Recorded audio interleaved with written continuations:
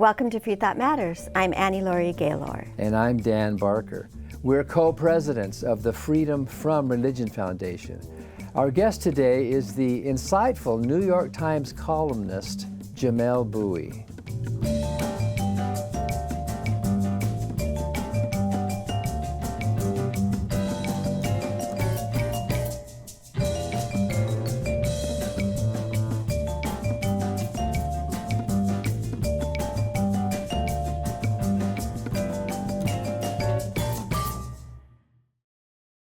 The Freedom from Religion Foundation, which produces Freethought Matters, is the nation's largest association of free thinkers. That's atheists, agnostics, and other non-believers. We invite you to join us in our vital work to keep our secular government free from religious influence. Become a member at FFRF.org or ask for a complimentary copy of our newspaper, Freethought Today. Freedom depends on freethinkers. Watch prior episodes of Freethought Matters on FFRF's YouTube channel.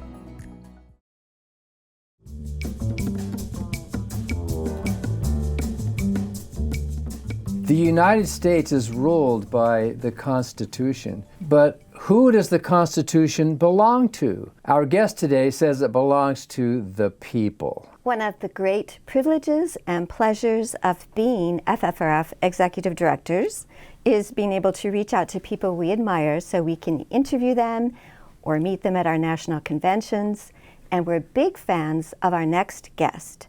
Jamelle Bouie is a columnist for the New York Times, covers history and politics, and will be speaking at FFRF's 48th annual convention in Myrtle Beach, South Carolina in mid-October, where he'll receive FFRF's Clarence Darrow Award. Jamelle Bouie also co-hosts the Unclear and Present Danger podcast. What a great title. He's worked for Slate magazine, the American Prospect magazine, and the Daily Beast. He's contributed essays to volumes such as 400 Souls, A Community History of African America, 1619 to 2019, and the 1619 Project, A New Origin Story. In 2021, he received the Hillman Prize for Opinion and Analysis Journalism, and in 2024, he was elected to the American Academy of Arts and Sciences. So thank you very much, Mr. Bouie, for your discerning commentary,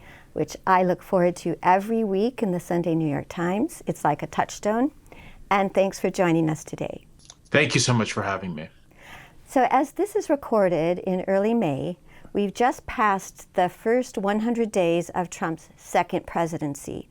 You've written that Trump doesn't want to govern, he wants to rule. How much havoc has Trump wrought so far, and what are we going to do about it? Well, I think the president has wreaked a lot of havoc in these first 100 days. But that's interestingly enough, it's mostly through lawless action. He's always had a hard time going back to his first term, trying to accomplish his goals through legal means, through legislation.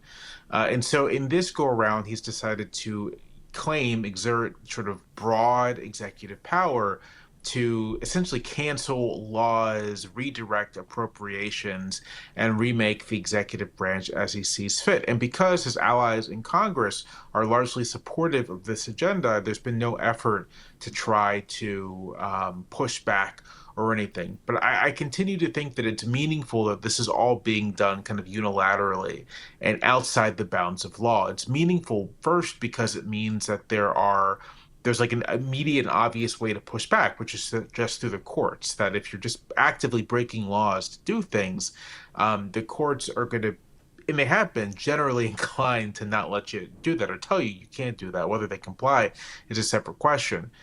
But the other thing is that it does render, I think, so much of what he's done, it puts it on sort of a shaky ground. It's not clear to me that this will be able to be left in stone. Let's say next year, if there's a change in control of Congress, and let's say in a couple of years, if there is a change in the presidency, that the thing about foregoing legislation is that you do leave so much of what you've done vulnerable to immediate change. And even if you've managed to create facts on the ground, right, like just destroying agencies outright, the laws are still there. The legal obligations are still there.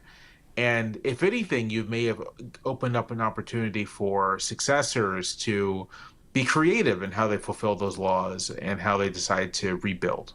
So you wrote a fascinating column suggesting that Trump not only wants revenge against his list of enemies, but against the American public because they denied him a second term. Can you elaborate on that? Sure. So there are parts of the Trump administration's actions and Trump's actions, to the extent that he's taking actions directly, that make total sense to me as far as like agenda items. They want to get rid of quote unquote DEI and essentially try to roll back civil rights law. That makes sense. That's in keeping with what he says, the desires of his supporters and backers, and even his first term. These expansive assertions of executive power, again, make sense. The attack on transgender people and queer people makes sense. I mean, all of that is easily predictable. But then there are some things that just actually don't make any sense, even from the perspective of I want to consolidate an authoritarian regime, right? So the president's large cuts to basically the entire medical and science establishment, not just slashing things he can denounce as quote unquote woke, but also slashing cancer spending and Alzheimer's research and all kinds of research in medical technology, like things that are demonstrably in the nation's national interests, that help make the nation competitive, right? This is supposed to be a nationalist administration interested in great power competition with China, and he's kind of destroying the things that make the U.S. competitive in science and technology and research of all kinds. And when I wrote that, I was just sort of trying to figure out like what could explain this. And the answer I came to was just that given what we know about Trump the person, about his sort of endless desire for ego satisfaction, and given that we know that his loss in 2020, he understood as it's like maybe the most serious psychic wound he's ever experienced as an adult, at the very least. One explanation I think makes a lot of sense is that his revenge tour is against the American people, that he's acting in this intensely destructive, for him, counterproductive way, not because there's an ultimate goal in mind, but because he just wants to punish people for rejecting him the first time. And we know he knows he was rejected because in his more private and candid moments, he has said, I lost that election, right? So to my mind, given who the kind of person he is, given his obsession with retribution and revenge, it makes total sense to me that one target of that retribution and revenge would just be the entire American public, which, again, rejected him pretty decisively. Well, that's what it feels like. Yeah, I feel like at the very least, this diagnosis of what's happening feels true. I notice how you write that while our Constitution is what rules us, the administration is what governs us. But Trump wants to flip that around. Trump wants to rule us, right? You were writing very early in prediction of a constitutional crisis. Are we coming into a constitutional crisis?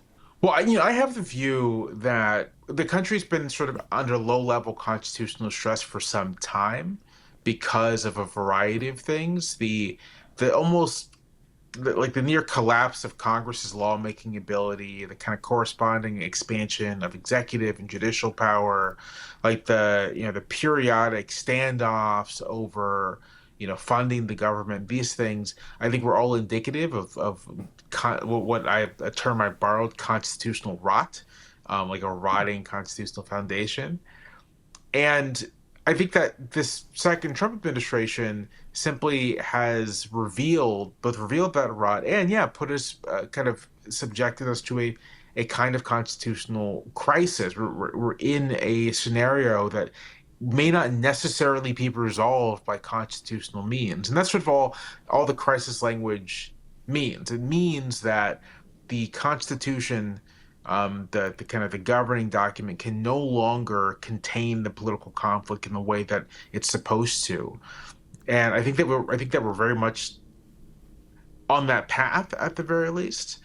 I think that the fact that the president is more interested in ruling, like does not see himself as a civil officer who still maintains a fundamental equality with all the people in the country, who is co-equal with these other branches, but sees himself as something like a king, something like the boss of America.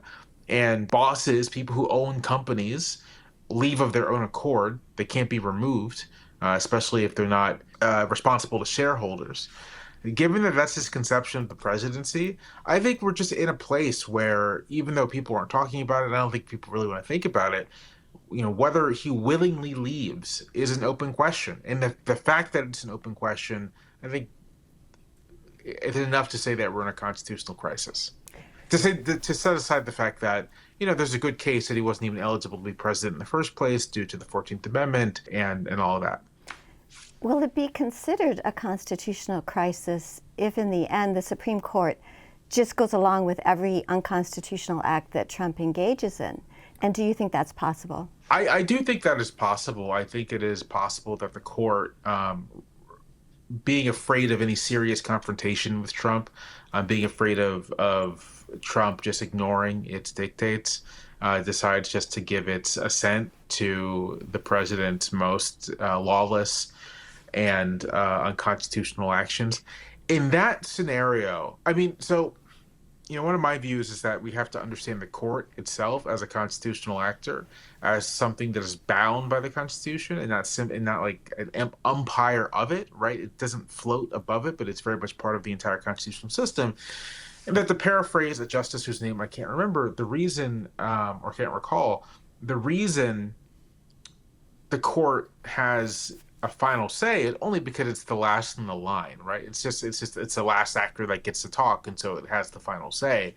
But it's not the sole container of constitutional meaning, which is just a long wind-up to say that I think that if the court begins giving its sanction to plainly illegal and unconstitutional actions from the president, then we're fair to say the court itself is acting unconstitutionally. Like, the court can act in an unconstitutional manner. That is possible, in the same way that any other constitutional actor can act in an unconstitutional manner. Which is why I've been trying to emphasize this point that that constitutional meaning is produced as much by ordinary people, as much by the people, by anyone who's governed by the Constitution, as it is by designated constitutional officers. And that even when the court has a say on something, constitutional meaning is still contestable. You can still make arguments that the court is wrong and try to pursue those arguments in the public sphere,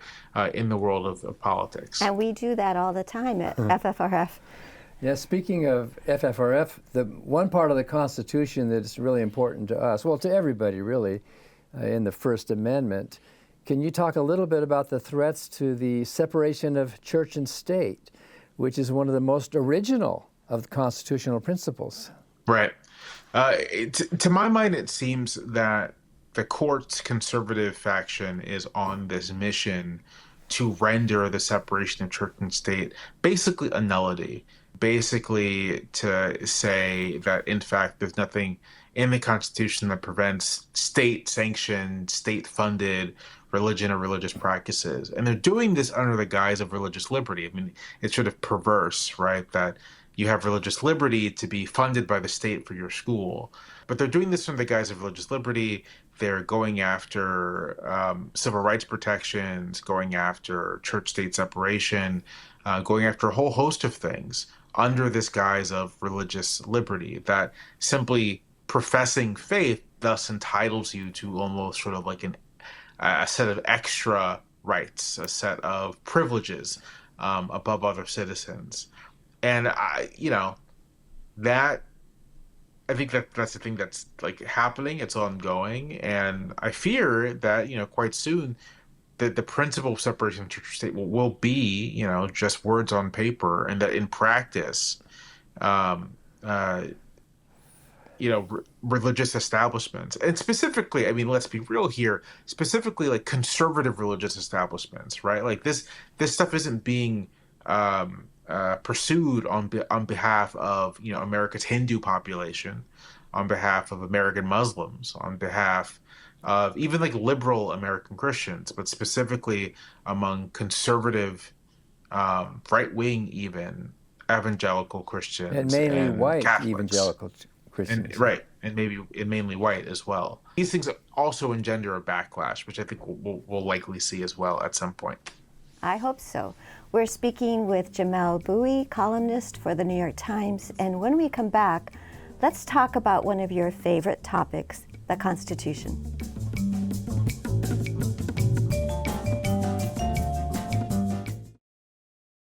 Hi, I'm Ron Reagan, an unabashed atheist, and I'm alarmed, as you may be, by the intrusions of religion into our secular government.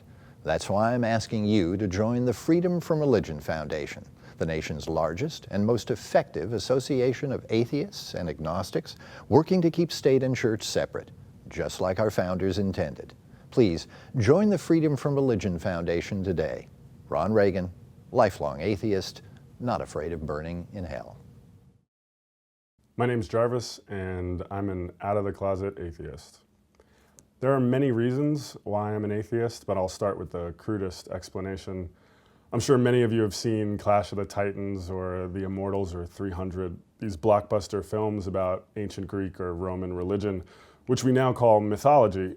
But back then it wasn't mythology. It was very real for them. They genuinely believed that you had to put a coin in a person's mouth before they were buried so that they could pay for the literal ferry to the afterlife. Just as many people today believe that they should eat crackers and wine on a Sunday, or that God wants women to hide their bodies under black burqas. Every religion that has ever existed, and there are many, have all believed that they were right, that their rituals and rules and beliefs were 100% correct, and they all thought they nailed it. But where are they today? If they're not completely forgotten, they're on the silver screen, amusing us with their sword fights, animal sacrifices, and oracles. The religions of today are the entertainment of tomorrow. Everyone, I hope, is an atheist about Zeus and Apollo, Juno and Poseidon.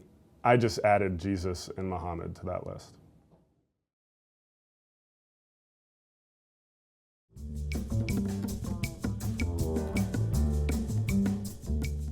Let's talk a little bit about DEI. DEI. We've ended the tyranny of so-called diversity, equity, and inclusion. I have to confess, the genius of the right wing's crusade against diversity, equity, and inclusion is that this is a term that means many different things to many different people. It is an amorphous set of terms that can be twisted however you'd like it. For as much as DEI means many things to many people across the political spectrum, it means one specific thing to those figures on the right wing of American politics. For them, DEI is less white fragility and silly posters about a white supremacy culture than it is the mere presence of a woman or a non-white person or a disabled person or a transgender person in any high-skilled, high-status position.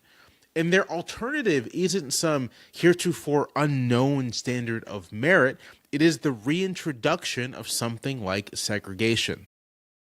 Welcome back to Freethought Matters. Our guest today is New York Times columnist Jamelle Bouie, who writes on history and politics and frequently about the Constitution.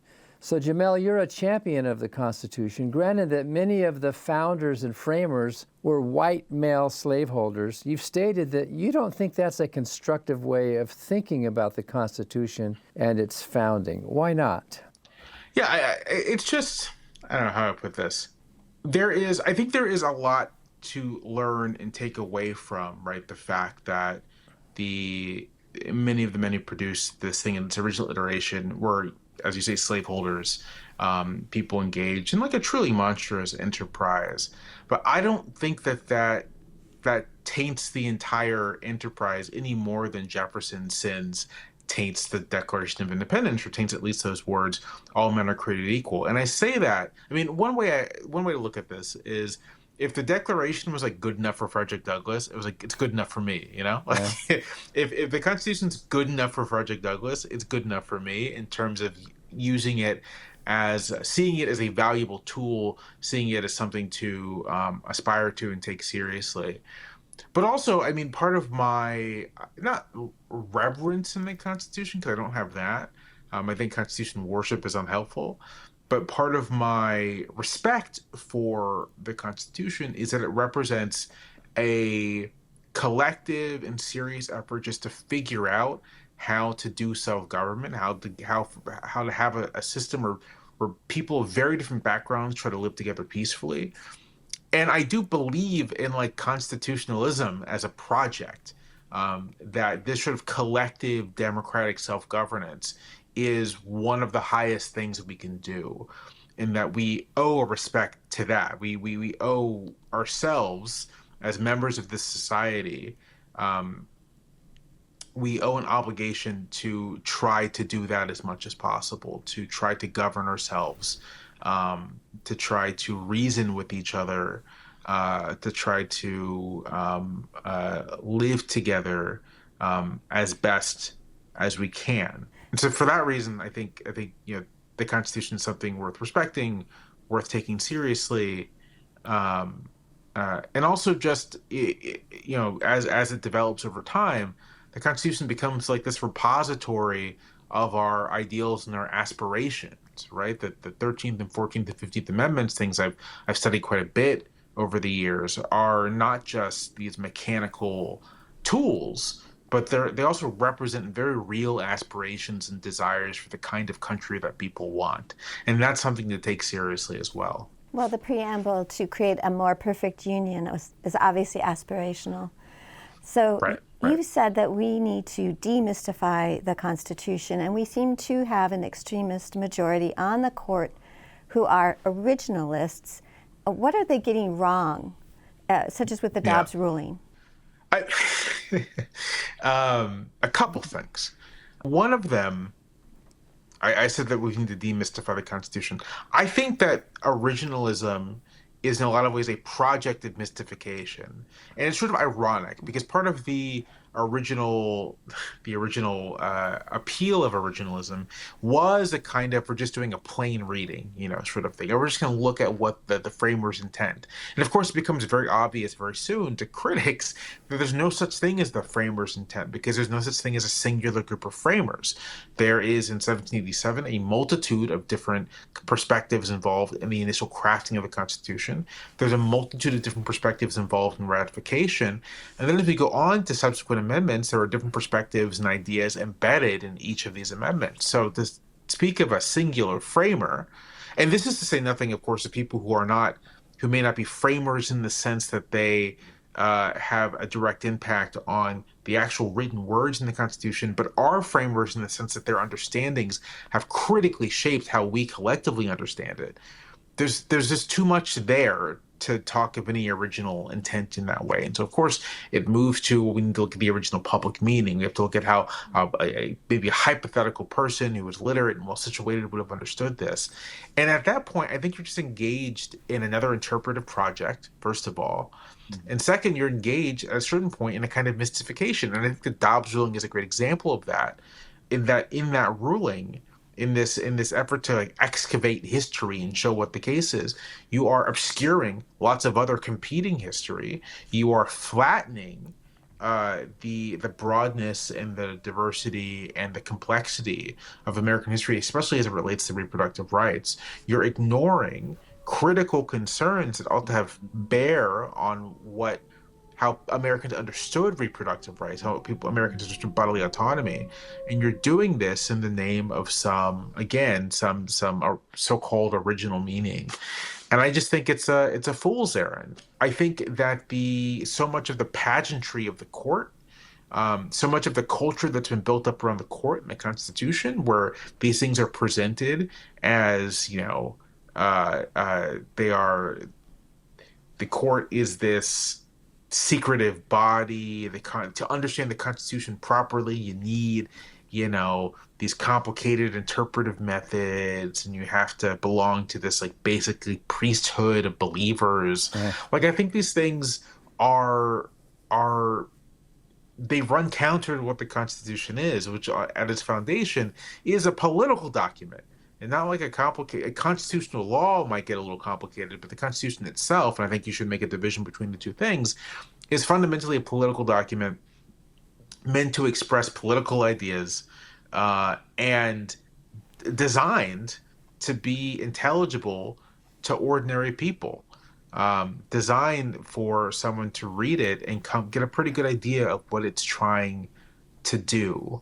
And I think it's important to recover that sense of it, that sense of the Constitution as a political document, as a collective document, as a public document, and not something that belongs to, again, a secretive group of elites.